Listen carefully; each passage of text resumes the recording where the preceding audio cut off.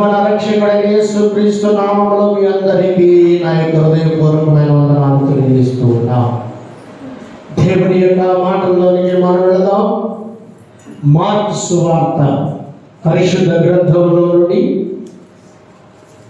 క్రొత్త నిబంధన పుస్తకంలో 2వ పుస్తకము మార్కు సువార్త 8వ అధ్యాయం 36వ వచనాన్ని మనము చదువుకుందాం. ఒకడు సర్వలోకమును సంపాదించుకొని తన ప్రాణమును పోగొట్టుకుంటే వానికి ఏమి ప్రయోజనము? చాలు. మనందరూ కూడా కలిపి 3 పర్యాయాలు ఈ యొక్క వచ్చిన భాగాన్ని మనం చదువుదాం.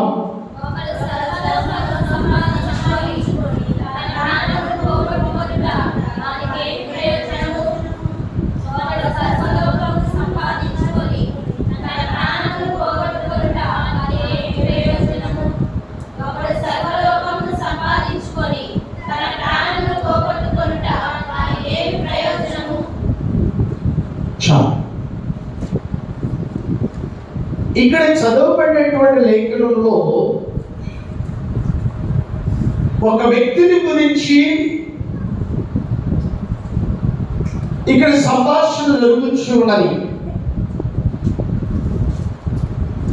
ఒకడు సర్వలోకమును సంపాదించుకొని, ఏం సంపాదించుకోనంట? సర్వలోకము. ఈ లోకములో ప్రతి మనిషికి కూడా కొన్ని ఆలోచనలు కలిగి ఉంటూ ఉంటారు. నేనేదో ఒకటి సంపాదించాలి, నేను ఏదో ఒకటి చేయాలి, నేను ఏదో ఒకటి సంపాదించి నేను గొప్ప పేరును కలిగి ఉండాలని ప్రతి మనుషుడు కూడా గ్రహిస్తూ ఉంటాడు, ఆలోచన చేస్తూ ఉంటాడు. కొంతమంది డబ్బులు సంపాదించాలని,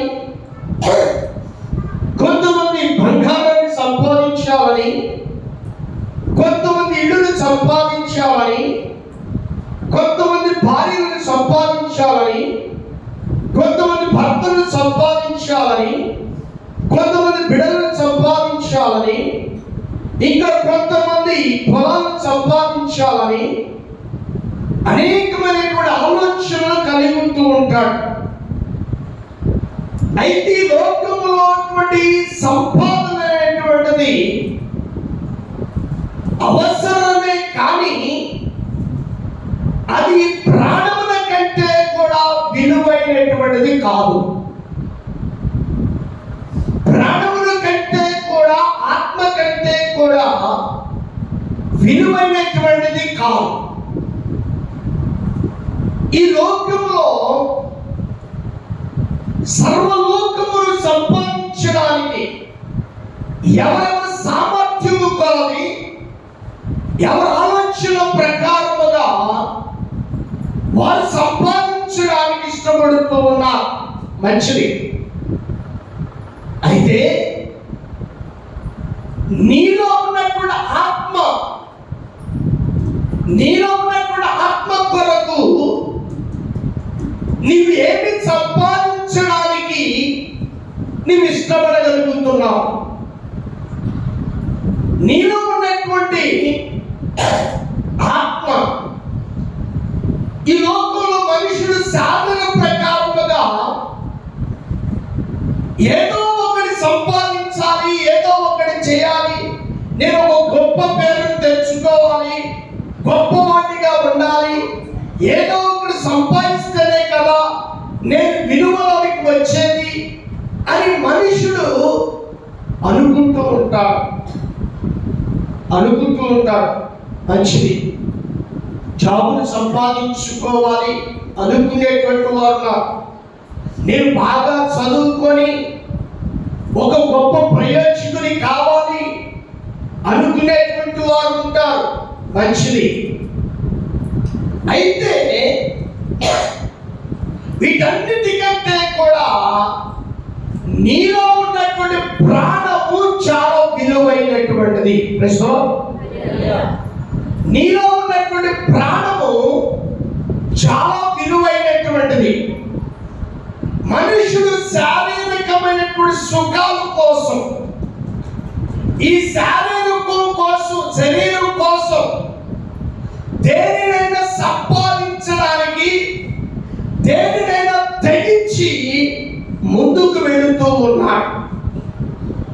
అయితే నీలో ఉన్నటువంటి ప్రాణముల గురించి ఈ యొక్క మధ్యాహ్న సమయంలో పరిశుద్ధాత్మ దేవుని ద్వారా మనం ఒక ఆలోచన కలిగి ఉంటాం.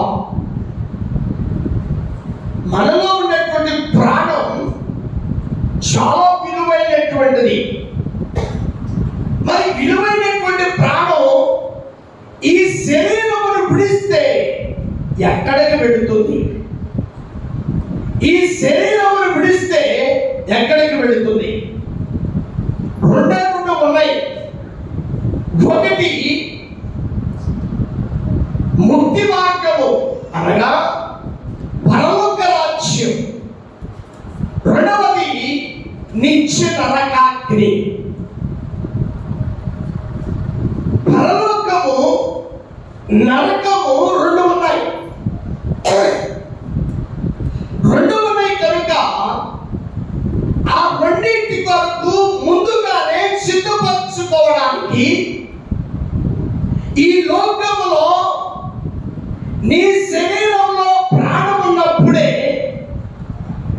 ఏటిని సంపాదించుకోవడానికి నీవు పరుగులెత్తగలుగుతున్నావు, నీవు ప్రయాసపడగలుగుతున్నావు. చాలా మంది అనుకుంటారు శరీరం విడిచిన తర్వాత ప్రాణం ఎక్కడికి వెళుతుందో ఏంటో మనకేం తెలుసు, గాలిలో గడిచిపోయేద్దా అనుకునేటువంటి వారు కొందరు. ఇంకా కొందరు మరి కుక్కలాగనో నక్కలాగనో పులిలాగనో వాళ్ళకు దూరి వాళ్ళలాగా పుడతాము అనుకునేటువంటి వారు కొందరు. ఇవన్నీ కూడా అబద్ధాలే. నీ ఆత్మ ఎక్కడి నుండి అయితే వచ్చిందో అక్కడికి వెళుతుంది. అక్కడికి వెళ్ళిన తర్వాత ఈ లోకంలో పుట్టిన నాటి దగ్గర నుండి నీవు ఈ లోకమును విడిచిపెట్టేంత వరకు కూడా నీవు ఏ కార్యమును చేయడానికి, వేటిని సంపాదించడానికి నువ్వు కోరుకున్నావు జాగ్రత్తగా మనం పరిశీలన చేయాలి. నువ్వు ఏంటిని సంపాదించడానికి, మంచిని సంపాదించడానికా, చెడుని సంపాదించడానికా? ఒక యవనస్తురాలు కాలేజీకి వెళుతూ ఉన్నది. వెళుతున్నటువంటి సమయంలో తల్లిదండ్రులు చాలా చక్కగా, మా అమ్మాయి చక్కగా చదువుకుంటుంది, చక్కగా కాలేజీకి వెళ్ళొస్తుంది, చాలా నిదానస్తురాలు, తల్లిదండ్రులు చెప్పిన మాట చాలా చక్కగా ఉంటుంది అని అనుకుంటూ ఉన్నా. ఈ పాప దేవుని భయము లేక, ఏ భయము లేక, దేవుని భయము లేక, దేవుని యొక్క సన్నిధానములో లేక, దేవుని సన్నిధిలో కూడుకోలేక, దేవుని సన్నిధిలో నివసించలేక ఉంటున్నటువంటి యొక్క యవనస్తురాలు కాలేజీలోనికి వెళుతున్నటువంటి ఒక యవనస్తుడిని ప్రేమించడం ప్రారంభించింది. ఓ జాగ్రత్తగా మనం పరిశీలన చేయాలి. ప్రేమించడం ప్రారంభించింది. ఓ జాగ్రత్తగా పరిశీలన చేయాలి. పాపం చాలా సులువైనటువంటిదే. పాపం చాలా ఆనందించేటువంటిది. పాపం నీవు పాపముతో గడిపిన చేపు ఆనందపరిచేటువంటిది. ఆ తరువాత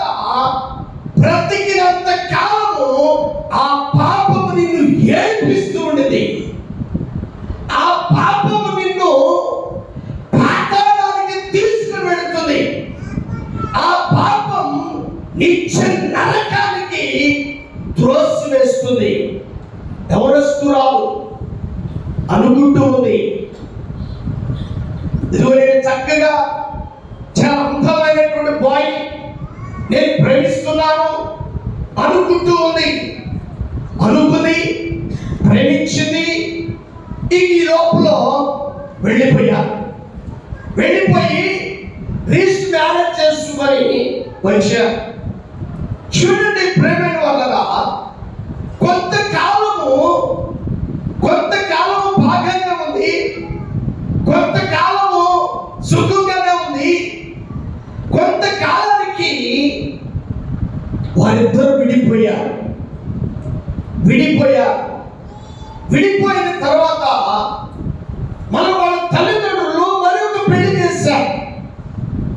పెళ్లి చేసిన తర్వాత ఆమె భయంకరమైనటువంటి నరక యాతన అనుభవిస్తుంది. అయ్యో, పెళ్లి కాకముందు చేసినటువంటి పాపము ఎంత భయంకరమైనటువంటిదో ఈ లోకంలో ఉన్నప్పుడే నేను అనుభవిస్తున్నాను. మరి ఈ లోకం ఈ శరీరాన్ని విడిచిపెడితే నా ప్రాణము నిత్య నరకాగ్నిలో ఎంతగా కాలుతుంది. జాగ్రత్తగా పరిశోధన చేయాలి. ప్రియ సహోదరి సహోదరుడా, నువ్వు అనుకోవచ్చు, నేను పాపం చేశాను, నా పిల్లల మీదకి రాదు అని అనుకోవచ్చు. నేను పాపం చేశాను, నా యొక్క బిడ్డల మీద కట్టదు అనుకోవచ్చు. కానీ ప్రేమైన వల్ల జాగ్రత్తగా పరిశీలన చేయాలి. తల్లిదండ్రులు పాపము చేస్తే బిడ్డలు తప్పనిసరిగా వారి పాపము వారి పొడిలో వేయబడుతుంది. దేవునికి స్తోత్రాలు. నీ ప్రాణముల గురించి ఈ శరీరము పనికి మారినటువంటిది. ఈ శరీరము వలన కొంతసేపు సంతోషం కోసం, కొన్ని నిమిషాల సంతోషం కోసం ఊరినటువంటి నీవు బ్రతికినంత కాలం, నీవు చచ్చిందా కూడా నువ్వు ఏడవలసినదే. జాగ్రత్తగా పరిశోధన చేయి. అందుకే దావీదు బెత్షెబాతో పాపం చేశాడు. ఎవరితో పాపం చేశాడండి? బెత్షెబాతో పాపం చేశాడు. బెత్షెబాతో పాపం చేసినప్పుడు ఎన్ని ప్రాణాలు తీయడానికి ఇష్టపడ్డాడండి? అంత మాత్రమే కాదు ప్రేమైన వలన పాపము విషయమై దావీదు పాపము వాకిటినే పొంచి ఉన్నదంట. ఎక్కడికి వచ్చిందని? వాకిటినే పొంచి ఉన్నది. దాని విషయమై పశ్చాత్తాపడడానికి వెళ్ళేటప్పుడు చెప్పులు కూడా వేసుకోవడానికి అర్హతలు కోల్పోయినటువంటి దావీదు అంత మాత్రమే ఆగిందా? పశ్చాత్తాపడ్డాడు. మళ్ళీ తర్వాత తన కుమారుడైనటువంటి అబీషాలోము 10 మంది ఉపపత్నులతో పాపం చేశాడండి. ఎంతమంది? 10 మంది ఉపపత్నులతో పాపం చేశాడు. జాగ్రత్తగా మనం పరిశీలన చేయాలి. ఈ యొక్క పరిశుద్ధమైన దినములో నీ ఆత్మల గురించి నీవు పరిశీలన చేయలేకపోతే, నీ దేవుని గురించి నీవు జ్ఞాపకం చేసుకోలేకపోతే, నీ దేవునికి నువ్వు భయపడలేకపోతే, నీ జీవితం గురించి ఏంటి?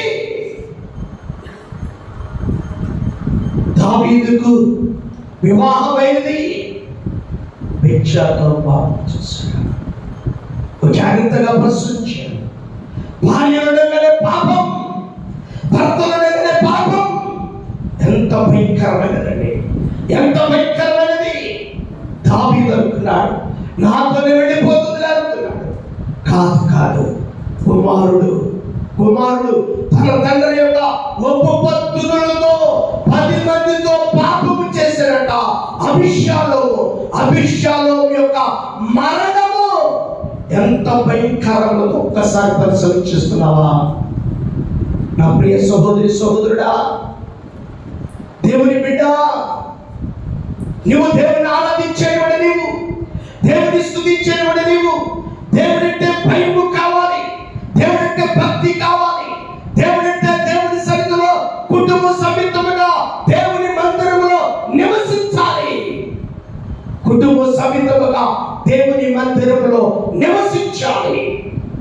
రోజున నీ భార్య నీ మందిరంలో లేనప్పుడు, నీ భర్త నీ మందిరంలో లేనప్పుడు నీవు భయము లేక నీవు జీవిస్తున్నావే కానీ దేవునికి లోబడేటువంటి వ్యక్తివిగా ఏమాత్రము కనిపించడం లేదు.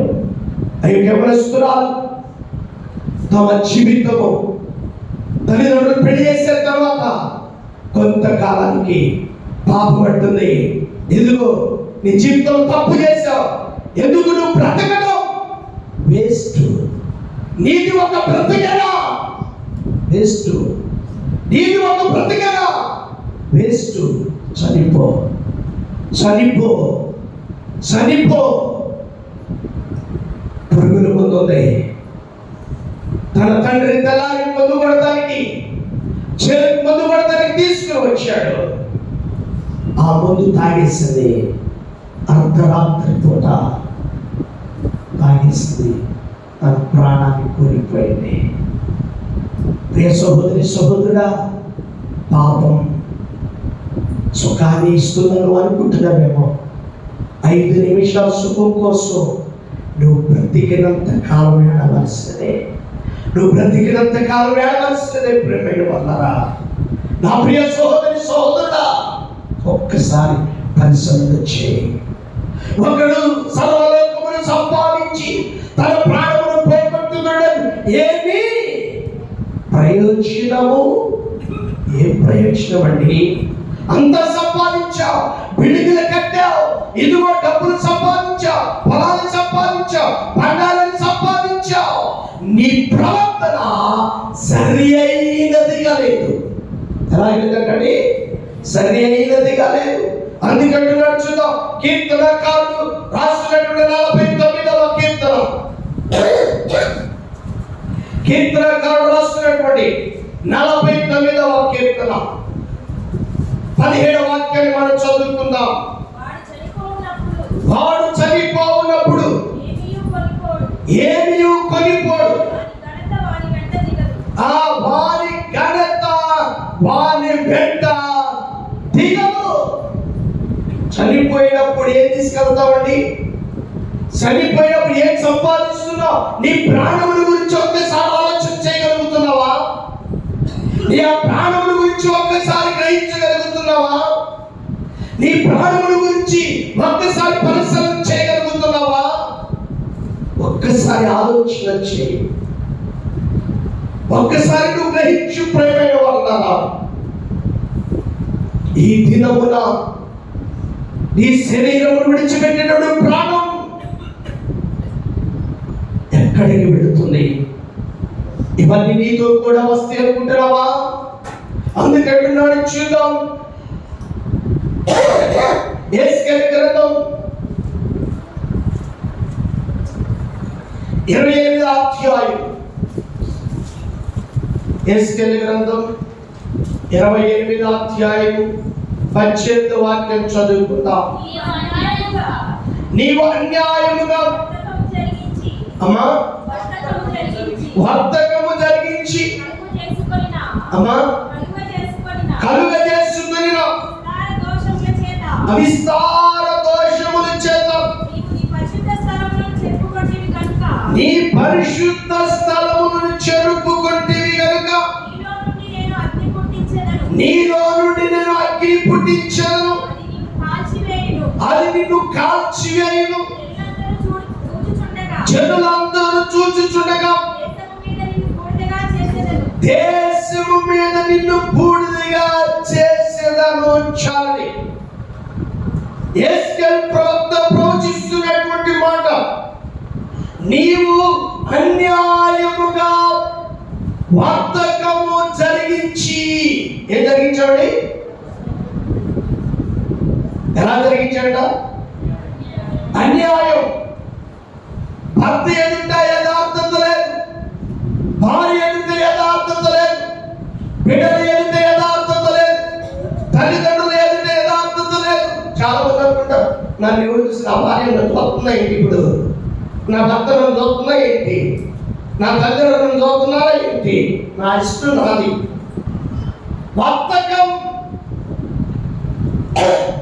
వర్తకమును జరిగిస్తూ ఉన్నారంట ప్రేమైన వల్ల. అన్యాయమైనటువంటి వర్తకం, దేవుని సన్నిధిలో నిలువలేక, దేవుని భయము లేక, దేవుని భక్తి లేక, కుటుంబంలో దేవుని సన్నిధిలో నిలువలేక, దేవుని సన్నిధిలో నిలువలేక ఎక్కడో ఉంటావు, బాబుల దగ్గర ఉంటావు, ఎక్కడో ఉంటావు, తిరణాల్లో ఉంటావు, ఎక్కడో ఉంటావు, పెళ్లిలో ఉంటావు, ఎక్కడో ఉంటావు, స్నేహితులతో ఉంటావు, ఎక్కడో ఉంటావు, ఫ్రెండ్షిప్తో ఉంటావు, ఎక్కడో ఉంటావు, పార్టీలో ఉంటావు, ఎక్కడో ఉంటావు, ఇదిగో పనుల్లో ఉంటావు, ఎక్కడో ఉంటావు. జాగ్రత్త, నీవు దేవుని సన్నిధి పరిశుద్ధమైన దేవుని కూడా గుర్తించి కూడా చాలా నేను వెళుతున్నానండి, అక్కడ వెళ్ళానండి, అది నీ సన్నిధి అవుతుందా, నీ మందిరం అవుతుందా, నీవు కూడుకునేటువంటి దేవుని సన్నిధి అవుతుందా, దేవుని నిన్ను రక్షించుకునే స్థలం అవుతుందా, నేను కలిసి ప్రార్థించేటువంటి సంఘం అవుతుందా? నువ్వు జాగ్రత్తగా పరిశీలన చేయి. నీవు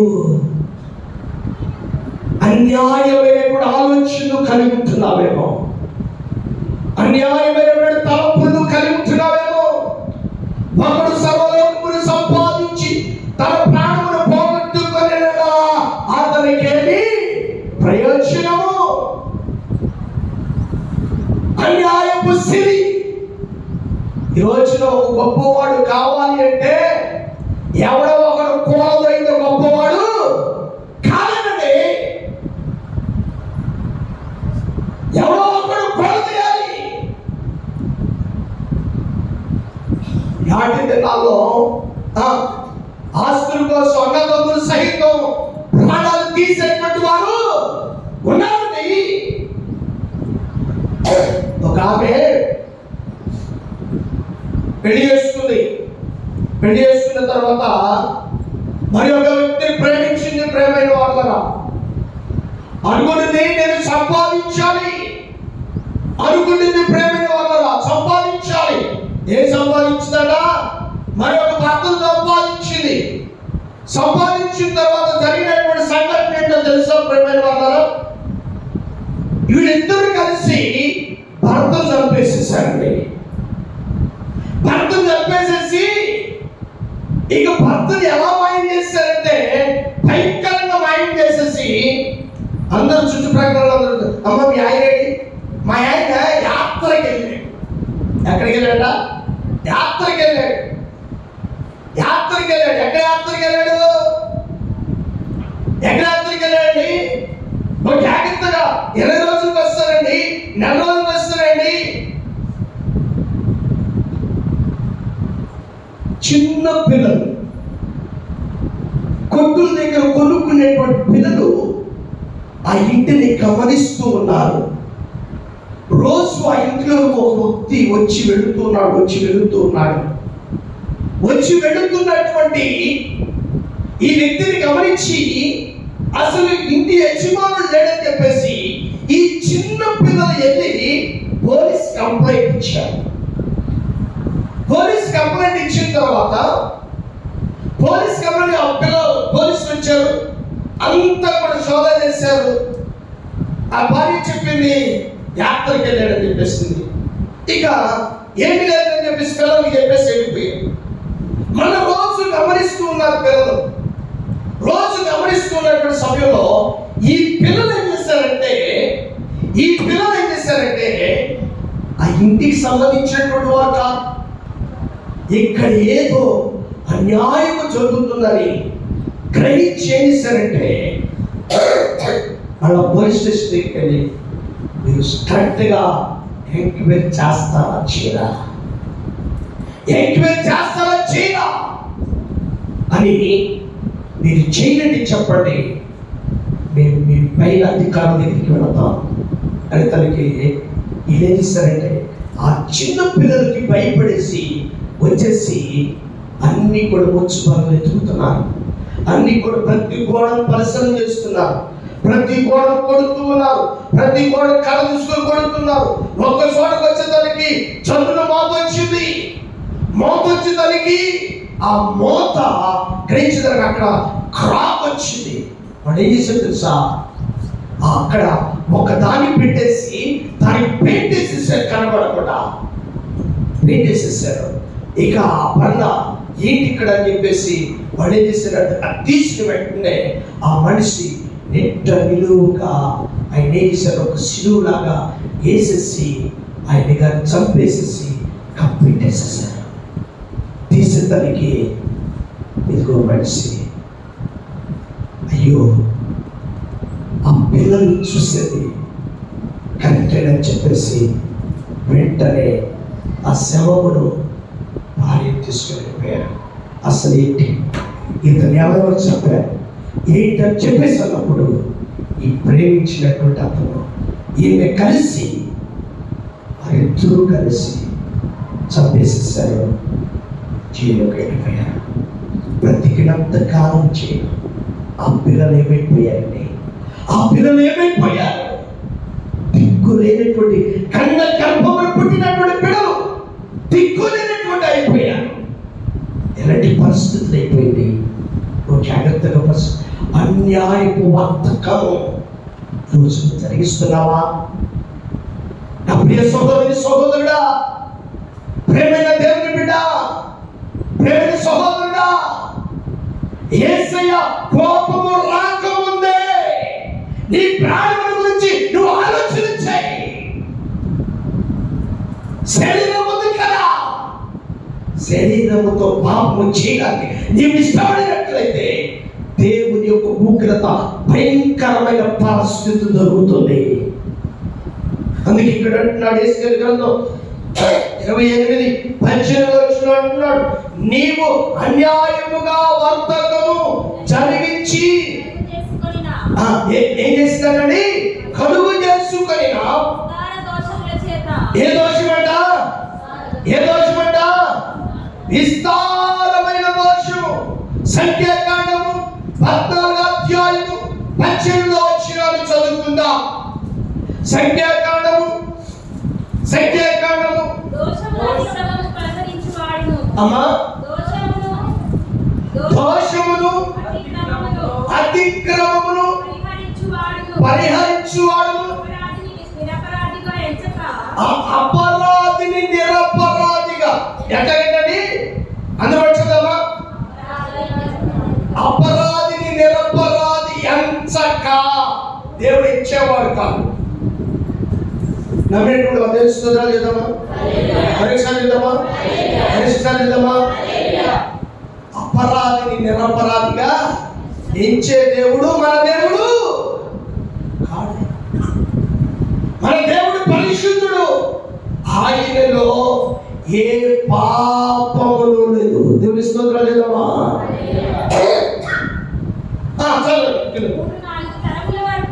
ఎన్ని తరాలంట? ఎన్ని తరాలంట? 3-4 తరాల వరకు తండ్రుల దోషములు. అప్ప చూడండి, ఎక్కడండి? కుమారుల మీదకి కుమార్తెల మీదకి ఏం చేశారండి? పాపము. నీవు సుఖము కోసం నీ శరీరాన్ని అమ్మివేసి నీ ప్రాణముల గురించి ఒక్కసారి ఆలోచన చేయగలుగుతున్నావా? ఒక సర్వలోకమును సంపాదించి తన ప్రాణమును పోగొట్టుకునేలా అతనికేమి ప్రయోజనము? ఏం ప్రయోజనం అండి? ఏం ప్రయోజనం? 3-4 తరాల వరకు. ఇప్పుడు యేసుగారి గ్రంథంలోకి వద్దాం. 28:18 నీవు అన్యాయముగా వర్తకము జరిగించి కలుగు చేసుకుంటున్నాడు. వర్తకమును కలుగు చేసుకుంటున్నాడు. జరిగించడానికి గుండెను రాతి చేసుకుంటున్నాడు అండి.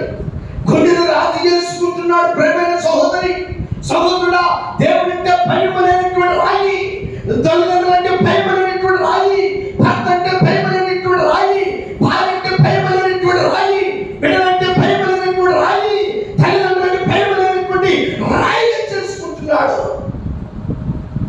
ఎంత భయంకర పరిస్థితితో చూడండి, ఎంత భయంకరమైన పరిస్థితితో చూడండి. నా ప్రియ సహోదరి సహోదరా, నీ ఆత్మల గురించి ఒక్కసారి ఆలోచన చేయగలుగుతున్నావా? నీ ఆత్మల గురించి నువ్వు అనుకుంటున్నావు, నేను తప్పు చేసేదే, ఒప్పుకున్నాలే, కడగబడిందిలే అనుకుంటున్నావా? జాగ్రత్త సుమా, తప్పు చేయకమునే నీవు గ్రహించాలి. తప్పు చేసిన తర్వాత పాపిని నిర్దోషిగా ఎంచడానికి ఆయన ఇష్టపడలేదు. ఇప్పుడైనా నువ్వు మళ్ళుకొని పశ్చాత్తాపము కలిగి, రోదన కలిగి, అంగలార్పు కలిగి ప్రభు సన్నిధిలో ఆయన పాదాలు కడగడానికి ఇష్టపడినట్లయితే, ఆయనను ప్రేమించేటువంటి బిడ్డగా ఉన్నట్లయితే, ఆయన ప్రేమ కలిగినటువంటి వ్యక్తిగా ఉన్నట్లయితే, ఈరోజునే నువ్వు చేసినప్పుడు పాపం విషయమై పశ్చాత్తాపడాలి. వచ్చి దానికి ఇష్టపడి కింద కట్టున్నాడు, ప్రేమైన వాళ్ళ ఇక్కడ కలుగు చేసుకొని విస్తారమైన దోషము చేద్దాం. ఏం చెప్పేస్తున్నాడ? దేని చేత? దేని చేతండి? విస్తారమైన దోషం. చూడండి, ఏ దోషం?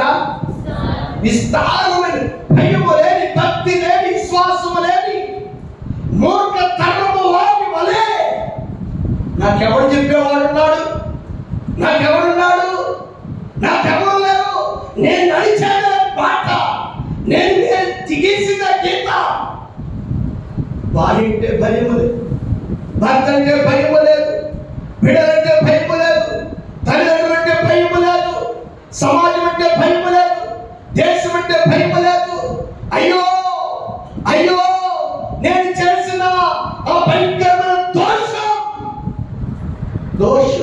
దోషం నన్ను పట్టుకొని పీడిస్తుంది, నా కుటుంబాన్ని నాశనం చేస్తుంది, నా కుటుంబాన్ని పతనం చేస్తుంది, నా కుటుంబాన్ని భయంకరమైన పరిస్థితి వరకు. వింటున్నావా? నేను ప్రియ సహోదరి సహోదరుడా, వినా పరిశుద్ధమైన దినములు ఒక్కసారి నువ్వు గ్రహించగలుగుతున్నావా? ఒక్కసారి నువ్వు ఆలోచన చేయగలుగుతున్నావా? బ్రదర్ అండ్ సిస్టర్, ఎలాంటి దోషమంట? విస్తారమైన దోషం చేసే ముందు దేవుడు గుర్తునట్లేదు, పాపము చేసే ముందు దేవుని భయం ఉండలేదు. గుర్తు పరిశుద్ధాత్మ దేవుడు ఆత్మకు ప్రేరేపణ కలుగు చేసిన పరిశుద్ధాత్మను ధిక్కరిస్తున్నావు, ధిక్కరించి పాపం చేస్తున్నావు, నీ అంతరాత్మను ధిక్కరించి పాపం చేస్తున్నావు. సహోదరి సహోదరుడా, ప్రియ తల్లి, చెల్లి, అన్నయ్య, తమ్ముడు, ఈరోజు నీ పాపాన్ని వదిలిపెట్టుకోవడానికి ఇష్టపడగలుగుతున్నావా? నీ కుటుంబ పరిస్థితికి ఒక్కసారి ఆలోచన కలిగి ఉన్నావా? నీ దేవునికి నువ్వు భయపడగలుగుతున్నావా? నీకంటూ ఒక దేవుడు ఉన్నాడు, ఆయన శిక్షించే దేవుడు నువ్వు గుర్తించగలుగుతున్నావా? నీ ప్రాణములు నరకంలో వేయగలిగినటువంటి దేవుడు నువ్వు గుర్తించగలుగుతున్నావా? దేవునికి స్తోత్రాలు చేద్దామా? మరొకసారి చేద్దామా? రెండు చేతులు చెబుదామా? మరొకసారి చేద్దామా? హల్లెలూయా! ఒక్కసారి ఆలోచన చేయగలుగుతున్నావా? ఒక్కసారి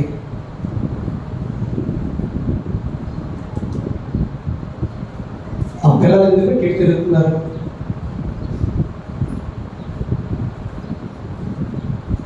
ఒక్కసారి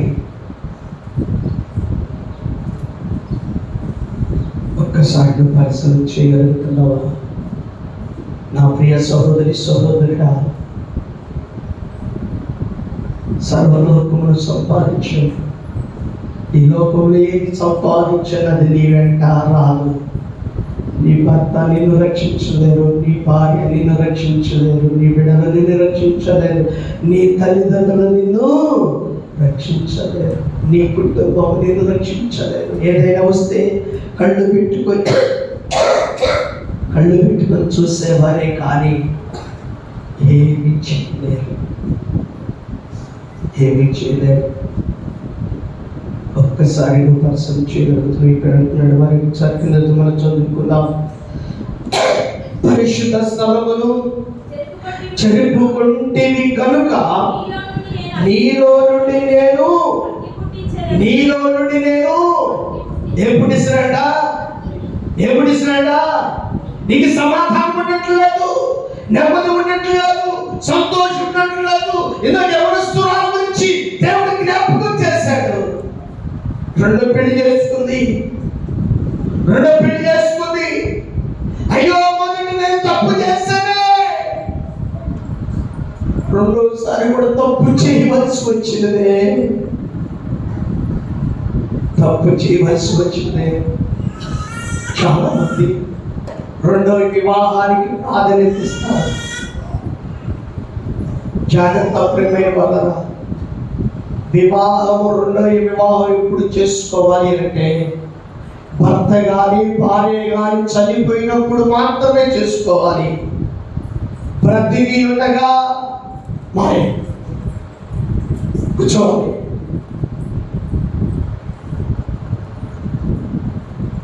బ్రతికి ఉండగా పెళ్లి చేసుకోవడానికి అర్హత లేదు. ఒకవేళ పెళ్లి చేసుకుంటున్నామంటే, ఒకవేళ భర్త పెళ్లి చేసుకుంటే డైవర్స్ తీసుకొని మరి ఆ భార్య పెళ్లి చేసుకోలేదు, ఏం చేస్తున్నారు తెలుసా? వ్యభిచారమే చేస్తున్నారు కానీ సంసారము చేయటంలా. ఇద్దరు బ్రతికి ఉండగా డైవర్స్ తీసుకుంటే వాళ్ళు అలాగే ఉండిపోవలసిందే తప్ప పెళ్లి చేసుకోవడానికి అర్హత లేదు. జాగ్రత్తగా మనం పరిశీలించాలి. ప్రియమైన దేవుని బిడ్డలారా, పరిశుద్ధమైన స్థలాన్ని చెరుపు వేసుకుంటున్నావేమో. నీలో అగ్ని పుట్టిస్తున్నాడు. నీకు సమాధానం దొరకదు, నెమ్మది దొరకదు. ఎప్పుడు ఈ ప్రాణాన్ని పోగొట్టుకోవాలా? ఎందుకు ఈ బ్రతుకు? ఎంత అవమానం జరిగిన తర్వాత, ఎంత నిందమర్చిన తర్వాత, ఎంత భయంకరమైన పాపం చేసిన తర్వాత నేను ఎవరికి తల చూపించాలి? ఎవరి ఎదుట నేను తలెత్తుకోవాలి? సమాధానం లేక అగ్నితో సమాధానం లేక ఉరిపెట్టుకుంటున్నావేమో. లారీకులో దేనికో పడి చనిపోవడానికి ఇష్టపడుతున్నావేమో, లేకపోతే శరీరాన్ని కాల్చుకోవడానికి ఇష్టపడుతున్నావేమో. ఓ జాగ్రత్తగా నీ పరిశుద్ధమైన స్థలమును చెరుపి వేసుకుండా జాగ్రత్త పడి దేవునికి భయపడవలేరు. నా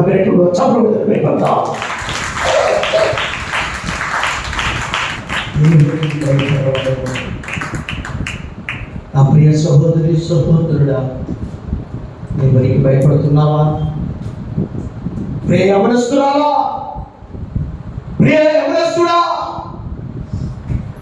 ప్రియ వివాహమైనటువంటి వాళ్ళరా, జాగ్రత్త.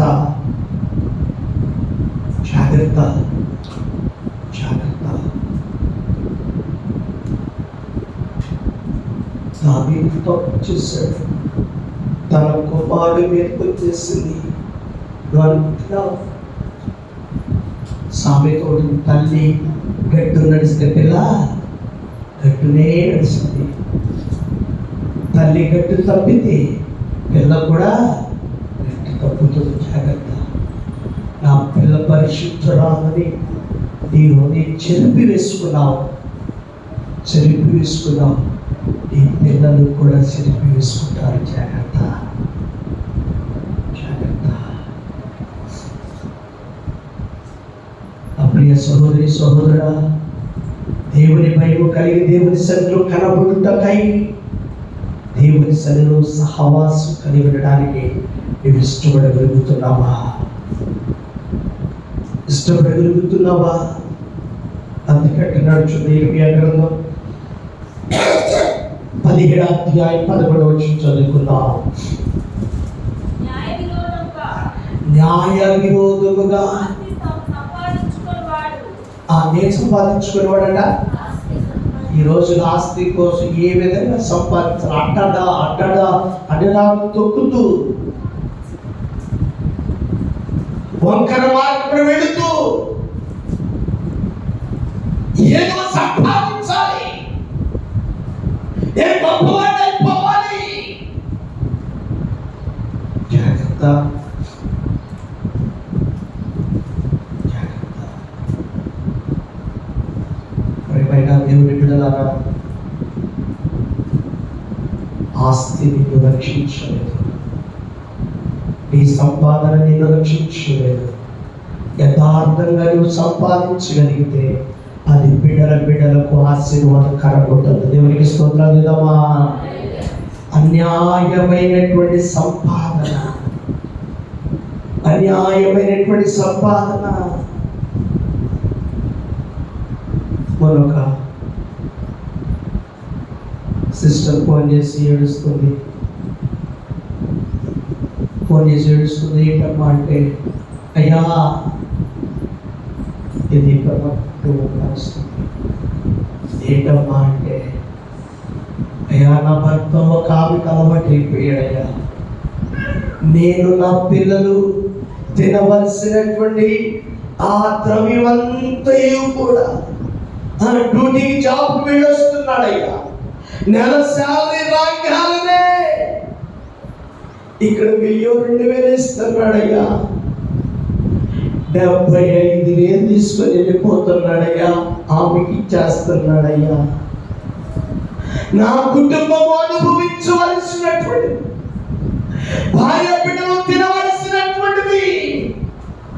చూడండి, ఆమె ఎందుకు ప్రేమించిందామంటే, అయ్యా ఈయన అందాన్ని చూసి కాదు, ఏదో చూసి కాదు, కానీ ఇతనికి ఉన్నటువంటి డబ్బును చూసి ప్రేమించిందయ్యా.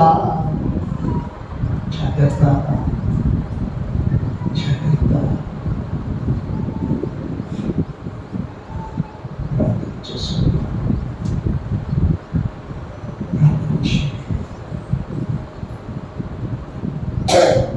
ఎంతో ఏడుస్తుంది, భయంకరంగా ఏడుస్తున్నారు. చూడండి, భార్య బిడ్డలు అనుభవించవలసినటువంటి సంపాదన, భార్య బిడ్డలు ఆనందంగా ఉండవలసినటువంటి ఆ కుటుంబం, ఏడప్పస్తులు ఉంటున్నారు, వాళ్ళు చూకుంటూ ఉంటున్నారు. ఎంత భయంకరమైన పరిస్థితి చూడండి. ఇక్కడట అటుగా చదువుకుందాం. ఇక్కడ 11వ వచనం, ఇర్మియా గ్రంథం 17:11. న్యాయ విరోధముగా ఆస్తి సంపాదించుకునేవాడు తాను పెట్టని గుడ్లను, తాను పెట్టని,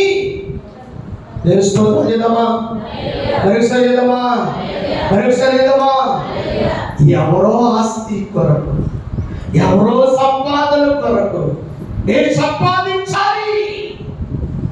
చూడండి ఎంత భయంకరమైన పరిస్థితి, ఎంత భయంకరమైన పరిస్థితి. జాగ్రత్తగా పరిశీలించండి. ఇది పరిశుద్ధతల కొరకు జీవించేటువంటి వారుగా మనం ఉండాలి. ఈ ప్రేస్ గ్రంథంలో 28 లాస్ట్ మాట చదువుకున్నాం. అది నిన్ను కాల్చివేయును, జనులందరూ చూచుచుండగా దేశం మీద ఎలా చేస్తారంటండి? బూడిదంటే కాల్చి వేస్తున్నాడు. కాలిపోతే మనిషి కాలిపోతే ఏమైపోతాడండి? బూడిదైపోతాడా? లేదా మనిషిలా ఉంటాడండి? బూడిదైపోతాడు. ఎందుకు పనికిరానటువంటి చాలా మంది కూడా ఏం చేస్తుంటారు తెలుసా? మనుషులు కాల్చి వేస్తూ ఉంటారు. ఎందుకు కాల్చి వేస్తారు? అసలు వీటికి సంబంధించినవి ఏది కూడా ఉండటానికి వీలు లేదు, తిరిగి లేకపోవటానికి వీలు లేదు. అదే ఎముకలు అనుకోండి, శరీరం ఎక్కువ మట్టి కదా మట్టి కనుక మట్టి అయిపోయి ఎముకలు ఎప్పటికీ కుళ్ళిపోవు, ఎప్పటికీ మట్టి అయిపోవు. ఆ ఎముకల కనుక ఒక సమయంలో దేవుడు మధ్యాకాశానికి వచ్చినప్పుడంట, ఆ సమాధి భద్రం చేయబడినప్పుడంట, ఆ ఎముకలంట మహిమ శరీరం కప్పబడుతుందంట. ఆ ఎముకలకి దేవుని స్తోత్రం చేద్దామా? మరొకసారి చేద్దామా?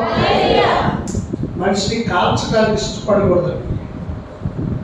సమాధి చేసిన తర్వాత దినాలు చేయడానికి ఇష్టపడకూడదు, కానీ సమాధిని కట్టించడానికి ఇష్టపడాలి. సమాధి పాత్రం చేయాలి. సమాధి పాత్రం చేయాలి, కానీ 2-3 లక్షలు దానికో దీనికో ఊరు పాత్ర సంబరం చేసుకోవడానికి పెడతారు. సమాధి పాత్రం చేయడానికి ఇష్టపడరు. సమాధి పాత్రం చేస్తే నిద్రిస్తున్నారు. చనిపోయిన వారు ఏం చేస్తున్నారట? నిద్రిస్తున్నారు. వారు ఒకనొక సమయంలో సమాధి తెరవబడుతుంది. వాడు తిరిగి లేచి మధ్యాకాశానికి పెడతారు. దేవుని స్తోత్రాలు చేద్దామా? మరొకసారి చేద్దామా? దేవుని బిడలమైనటువంటి మనకి ఇక్కడ ఇక మనిషి కనిపించకూడదు. ఏమనిసి పాపములో ఉన్నటువంటి వ్యక్తి తన పరిశుద్ధమైన స్థానమును పాడు చేసుకున్నటువంటి ఆ వ్యక్తి చూడండి.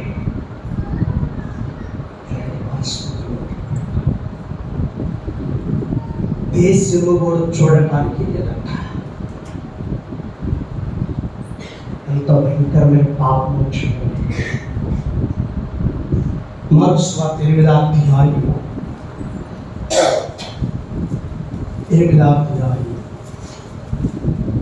38వ వచనం చదువుకుంటాం. వ్యభిచారము పాపమును చేయు ఈ తరము వారిలో నన్ను గూర్చియు నా మాటలను గూర్చి సిగ్గుపడువాడెవడో వానిని గూర్చి మనిషి కుమారుడు తన తండ్రి మహిమ గలవాడై పరిశుద్ధుల దూతలతో కూడా వచ్చినప్పుడు సిగ్గుపడునని చెప్పారు. దేవునికి స్తోత్రం కలుగును గాక. పాపం చాలా భయంకరమైనది. ప్రియమైన సహోదరి సహోదరుడా, వ్యభిచారము పాపం. జాగ్రత్తలు ప్రశ్నించు. ఒకడు లోకమును సంపాదించుకొని తన ప్రాణమును పోగొట్టుకునే అతనికి ఏమి ప్రయోజనము? వ్యభిచారం చాలా భయంకరమైనటువంటిది. వ్యభిచారము అనగా భర్తుణ్ణి మరియు పురుషుని వెతికేటువంటి స్త్రీ వ్యభిచారం. భార్య ఉండి మరి ఒక భార్యని ఎత్తికేవాడే వ్యభిచారి. పెళ్లి కానిటువంటి వారు చేసేటువంటిది ఏంటో తెలుసా? చారత్వము అంటారు. ఏమంటారండి? చారత్వము. పెళ్లి కాబట్టి దేవుని ఏర్పాటు లేకుండా నువ్వు ఎవ్వరిని ప్రేమించకూడదు. దేవుని ఏర్పాటుని గుడ్డితనముగా నువ్వు ఆలోచించదు. అసలు దేవునికి ప్రేమించడమే అసహ్యం. జాగ్రత్తగా గుర్తు పెట్టుకోండి. ప్రేమించకూడదు. క్రీస్తును ప్రేమ కలిగిన వారిగానే ఉండాలి తప్ప శారీరక సంబంధమైనటువంటి ప్రేమ. అందుకే నెహెమ్యా ఇశ్రాయేలు పాపముల గురించి పశ్చాత్తాపడినప్పుడు ఇశ్రాయేలీయులు తన మనసును త్రిప్పుకొని ప్రేమించిన వారిని వదిలివేశారట. ఏం చేశారట? ఇప్పుడు వారి పిల్లలు ఉంటారని మన పరిస్థితి ఏంటి? అది తప్పని గ్రహించారు, ప్రేమించడం తప్పని గ్రహించారు, వదిలివేశారు, క్రీస్తుని వెంబడించారు. దేవుని స్తోత్రం చేద్దామా? క్రీస్తు పాపమును ప్రేమించేవాడు కాదు, అసహించుకునేవాడు. దేవుని బిడలమైనటువంటి మనము క్రీస్తు బిడలముగా క్రీస్తు సన్నిధిలో ఈరోజు మనకు ఒక అవకాశాన్ని ఇచ్చాడు. అవకాశాన్ని సద్వినియోగం చేసుకుందాం. ఈ రోజున మన పాపాన్ని మనం ఒప్పుకుందాం. ఈ రోజు మన ప్రాణముల గురించి ఆలోచన చేద్దాం. మన శరీరమైనటువంటి పాపములు ఈ రోజు ఒప్పుకొని విడిచిపెట్టాలి, ఒప్పుకొని పశ్చాత్తాపడాలి, ఒప్పుకొని దూరముగా తమివేయాలి, దాన్ని కాల్చివేయగలిగినట్టు దేవుని శక్తి నీలో పొందుకోవడానికి నీవు ఇష్టపడినట్లయితే ఆ పాపం పరిహారించబడుతుంది. ఆయన క్షమించి మరి ఒక అవకాశాన్ని వేసే నీకు అనుగ్రహిస్తూ ఉన్నాడు. కనుక నా ప్రభు మనతో మాట్లాడాడు. మన పశ్చాత్తాపంలో కదా దేవుడి మాట మనందరి కొరకు దీవించి మహిమ పొందాలి. ఆమె ప్రార్థన చేసుకుందాం.